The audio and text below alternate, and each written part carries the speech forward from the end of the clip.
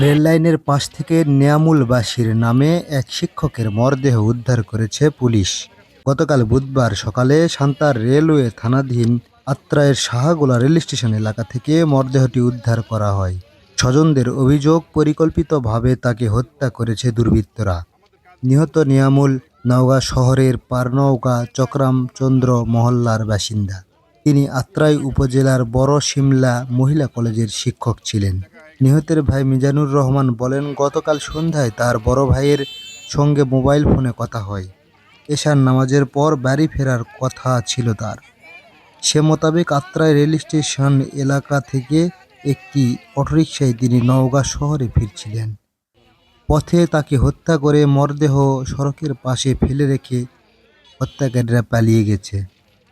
খুনিরা পূর্বশত্রুতার জেরে নিয়ামুল বাশিরকে হত্যা করেছে বলে অভিযোগ করেন তিনি।